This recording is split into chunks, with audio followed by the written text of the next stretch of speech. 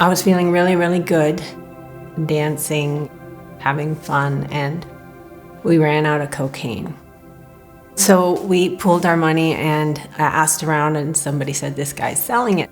And he was a really kind of cagey, scrawny guy in a beige leisure suit. We started snorting it. It never occurred to me that wasn't cocaine. It just wasn't on my radar that it wasn't cocaine. And then, bam! It was like Popeye had punched me, and I was just shooting it straight up in the air. And then I realized I was rocketing out from Manhattan, and I had this huge sense of relief that I was leaving behind not just that nightclub and that kind of whatever bad situation had been happening there, but that whole nonsense of being Louisa. I was just so done with that effort.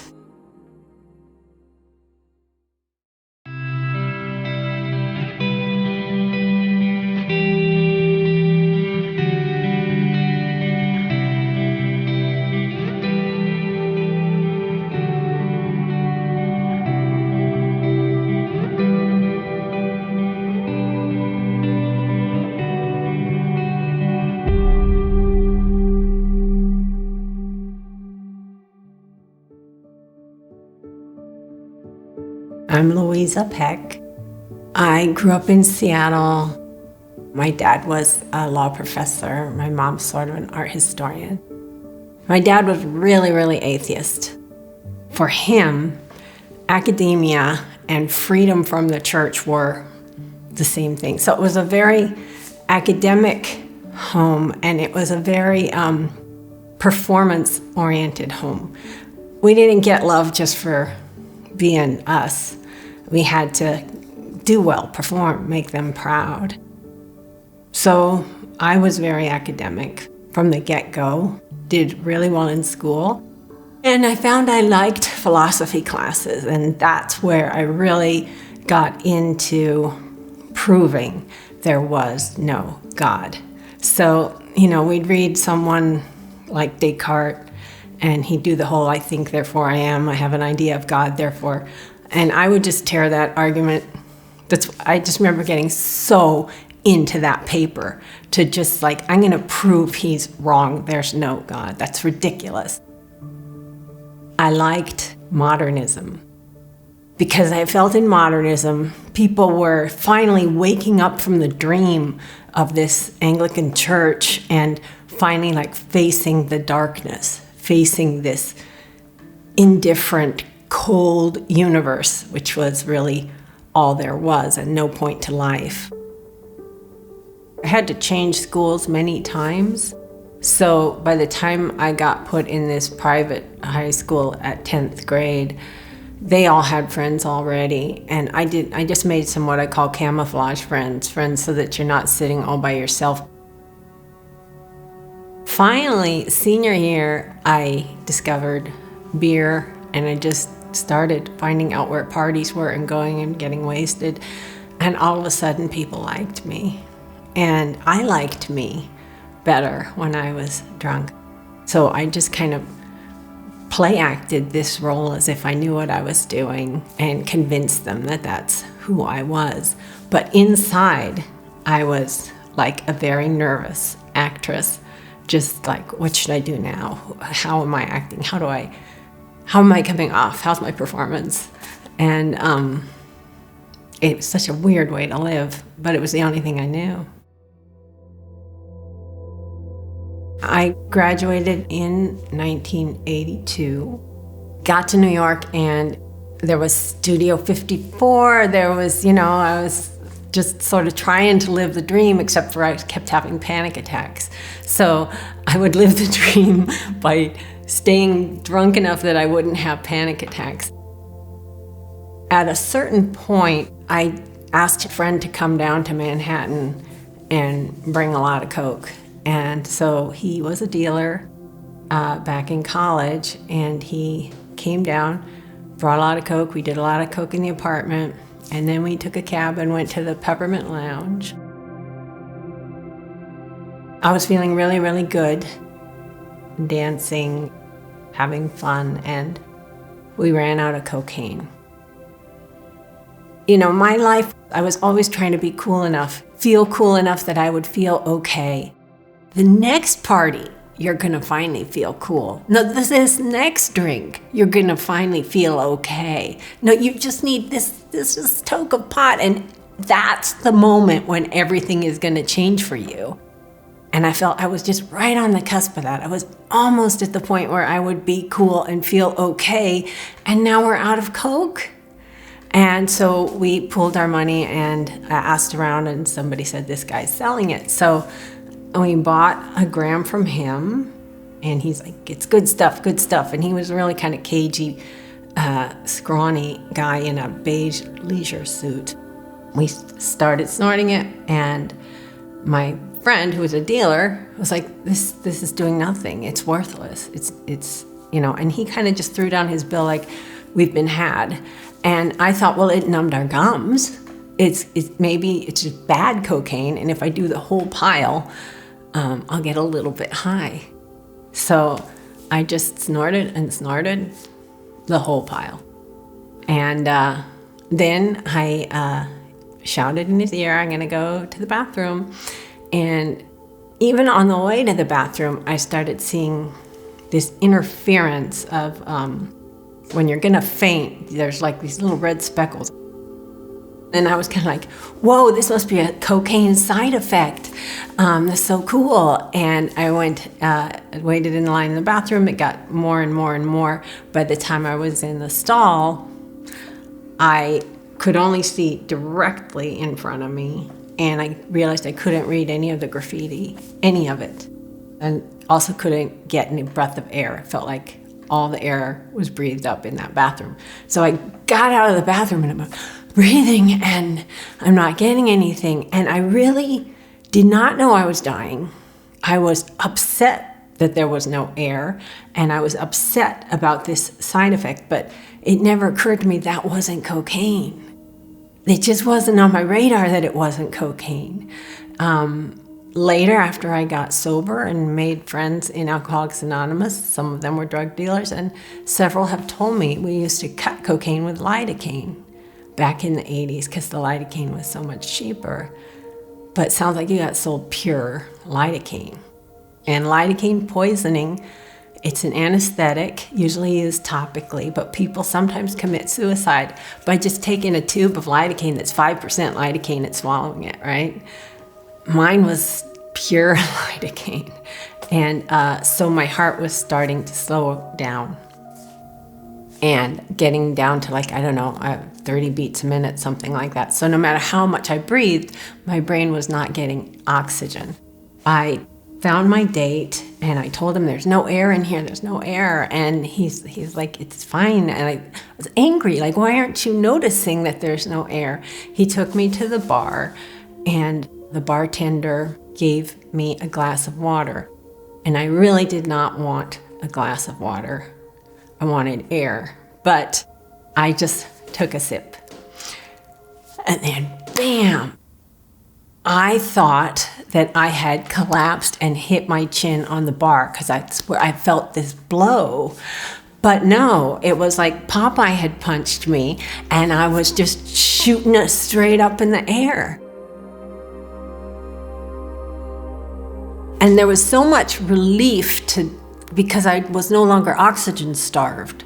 I don't remember breathing or anything, but I had a sense of like, now there's all the air I could want.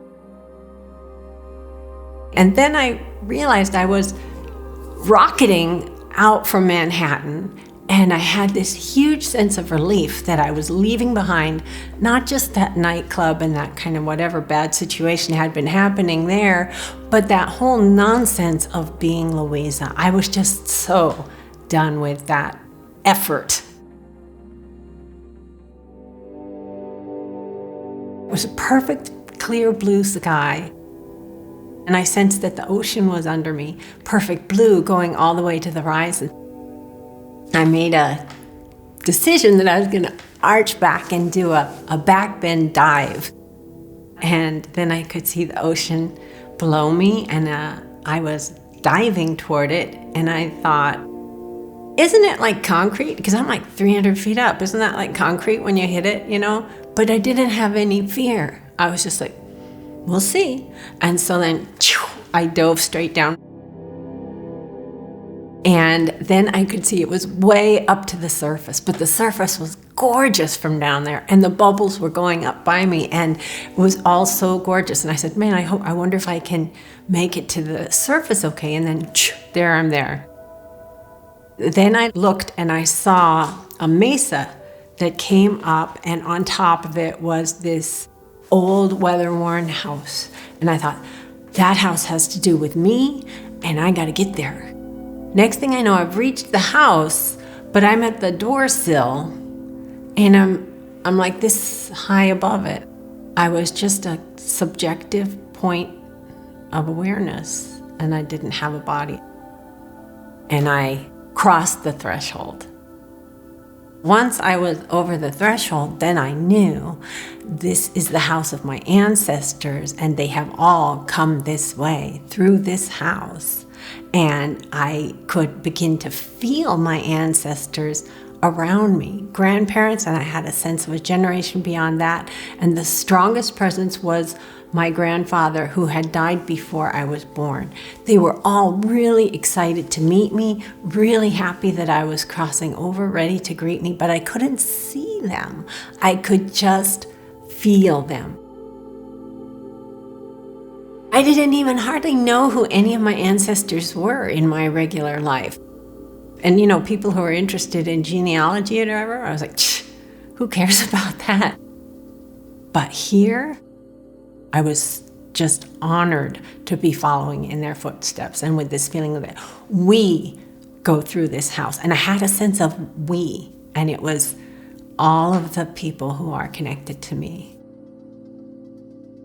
I knew there was supposed to be an armchair in this room that faced a big picture window that looked out at the ocean, and it wasn't there. And I just had a sense of like, that's no fair. Where's the chair? And I thought, how am I going to see the view? It's beautiful. I want to see it. As soon as I thought, I want to see it, something grabbed me by the sternum that I didn't have, but a sense of, where your heart is, whether you have a body or not. It grabbed me by there. He pulled me across the floor, and we went up to the windowsill and over the windowsill. When we went over the windowsill, I just felt like, whoa, what is happening? But I was very delighted by it, right? And then next thing I know, the ocean's in front of me, the sun is directly in front of me, it's setting and it's making a path that comes toward me. And I zoom over that path. And I'm flying and I'm feeling all this forward motion, and it feels delicious. But then I had a skeptical thought, and it was like, wait a second. Perfect ideal surroundings, unbelievable beauty, fabulous sensation. Am I dreaming? People dream they're flying. Is this real? And then a voice answered me. And it was very kind of deep and clear and powerful. And it said, more real than anything back there. And I knew by back there, it meant in the Louisa business. And I also had not expected anyone to answer me. You wonder something, you certainly don't expect an answer. But I also had to kind of think in answer to that voice, that's true. This is more real than anything back there. So, sun started getting bigger and bigger as I got closer, and I began to even be able to see some of the patterns on the sun, and I thought, am I gonna vaporize? I'm getting so close, but again, with no fear. And then instead of vaporizing, I sort of hit it, passed through this filament, and I was in the light. And it was everywhere, and I felt that it was so brilliant that all you could see was light, but I could also feel that it was in me somehow. It was light from the inside as well as from the outside, warmth from the inside, and I began to understand that it was love. I felt this sense of finally, because all my life had been jump for the cookie, try, and maybe you'll get a little crumb of love, And here I was just completely engulfed by love, completely saturated with love. And then I began to become aware that I was being cradled like an infant by some being. And in my mind's eye, the being was sitting on the ground, sort of in the way that Buddha figures sit, but holding me and just pouring, "You are so loved, you are so loved." And the thing that was most is that it was, "You are so loved." Not like, here's the love show we do for everybody when they come into the light. More like, "I know you better than you even know yourself, and I adore you." And that feeling, I had everything I could possibly want. And I just wanted to stay there forever. I can't say how much time passed, whether it was a minute or what, but then the parent just said, "You can't stay, you're not done," and went to blackness. I was baffled. I was absolutely baffled. "What do you mean I can't stay? What do you mean I'm not done?" So I screamed, "No!" with everything in me, "No!" And I had a thought, if you remember being a little kid and thinking I'm going to just throw the biggest tantrum and I'm going to just show them that they can't do this. That's how I felt. I wanted to kick. I remember thinking, I wish I could kick them in the shins. But then it just went to black instantly. So I had no recourse. In the blackness, I also had a sense of dropping. And when I felt the dropping, that's the first time I felt scared. To drop felt frightening, and I didn't know how far I was going to drop or what was going to happen. I began to see these little stick figures, and they were like chalk drawings on the background. One of the stick figures started getting closer, and somehow his circular head filled in like a dinner plate, and he's going, "How many fingers? What is your name?" Then I gradually realized he's talking to me, and then I remembered the world.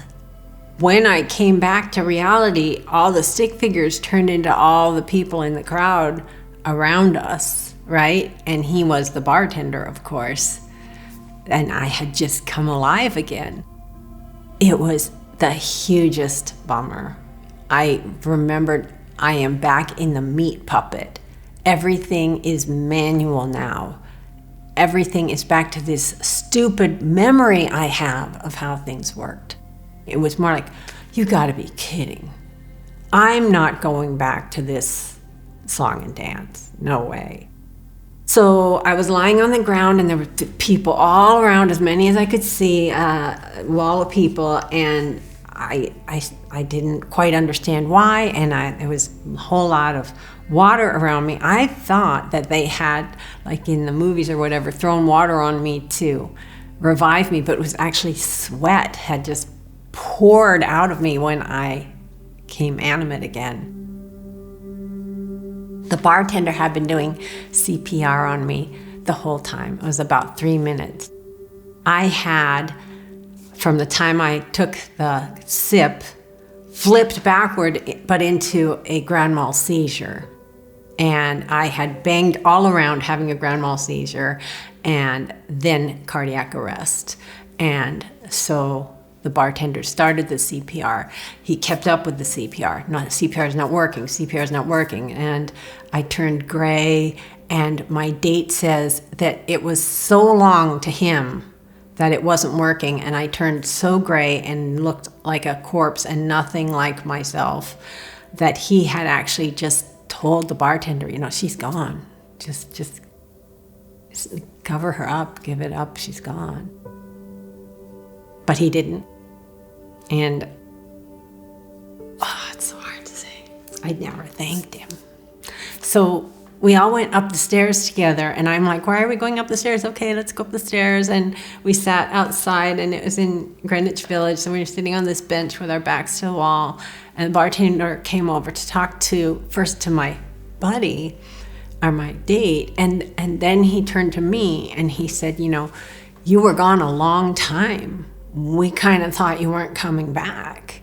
And in my 22-year-old mind, I put together that he'd been doing CPR with his mouth on my mouth, and this is what I thought. Ew. He's like, gotta be 30. That's so gross. I'm so embarrassed. So I'm just gonna go like, yeah, hey, yeah, that's great. That's what I did. And I was smoking my cigarettes, and it's just horrifying to me. Many years later, I just realized he had given me everything that I have. All the experience I've had, my son, I was only 22. I mean, I hadn't done anything, and he gave me my life back, and I was too busy being cool to acknowledge what had happened. All of a sudden, I put together that the ambulance was for me, and that it meant I was going to go to the hospital, and that meant my parents were going to find out that I had done cocaine and had a cardiac arrest, and that was not something my parents would approve of. So I just said to my date, please, don't make me go to the hospital, please. So he just grabbed my hand, and we just ran to the nearest taxi right there, and we jumped in, and I remember him saying, drive, just drive.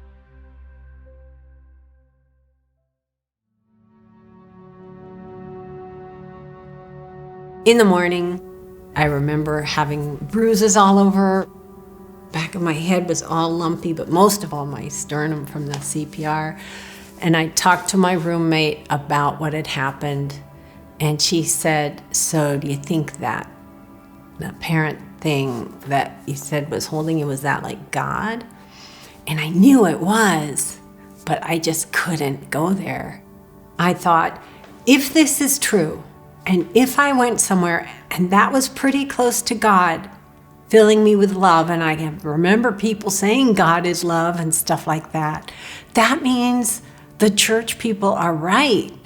And that means I'll have to go to church. And I just kind of had this image of me going to church, holding the Bible, talking with other kind of dowdy, goody girls, when like Studio 54 and Columbus Ave and all these things are right there, and I've got my high heels and my miniskirts. No, I'm going this way. I'm not going to turn into some goody Christian girl. And that was kind of the decision I was making, because I could not undo who I was.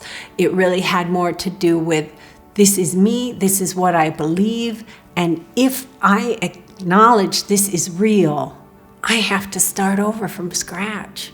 And I'm just not gonna do that.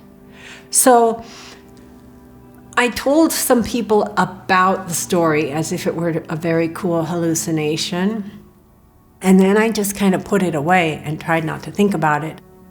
But none of the memories were fading. If I thought about it, I could go back to flying over the ocean and him saying, more real than anything back there, and I could feel it again. But I just wanted it to be a hallucination so bad that I thought, okay, so for some reason I overdosed on coke and I had a cardiac arrest. So maybe as my brain got starved for oxygen, it kind of went down to one little signal at the very end, and that little spark of a signal seemed really big. It was just love is what's the last spark to go out in a brain. And I must have experienced that. So it was just a brain phenomenon, and I can put this aside and go on living the way I've been living. Years passed with nothing weird happening, and the story was just kind of a story. My alcoholism has gotten worse and worse and worse. I left a teaching job because it got in the way of my writing, but it actually got in the way of my drinking, and I bought a log cabin way out in unincorporated Thurston County, and I got a job as a barista, and I would party with all the barista kids. So I was 34, and they were in their 20s, but I had not grown up. I had no new game plan for my life. So I went to a party. I got so drunk they took my keys away and put me in a stranger's house. But I found my keys, I found my car, and I drove home completely shit-faced. I came to a place where the road narrowed to go over railroad tracks. For me, it was just like kind of a sea of I don't know how many reflective signs. I just thought, I don't care what happens, 80 miles an hour, and I just shoot for the middle. And I made it through. And I got to my log house. I got out of the car, and I remember kind of holding myself up with the door. And it was a starry night, and I just thought, man, I am such a badass when I drive drunk. And right after I had that thought, something seemed to shoot from the stars and through me and out my feet like lightning. And it was a knowing, and it said, this is the last time I can help you, and you do know right from wrong. So backwards drunk messed up me because what was that? And I felt a sense of guilt because I did know what I had done was wrong at some level, and I did know I knew better. And I tried to shake it off, but it had this intoning of truth somewhere in my core, and that resonance just wouldn't stop. So I still went drinking, and I just kept hearing, you do know right from wrong. And that's the last time I would help you. Someone's been helping me all this time, which I didn't know, but I sort of knew. So it took me another month before I went to my first AA meeting. But I did go, and that was January 29th, 1995, and I've not had a drink since.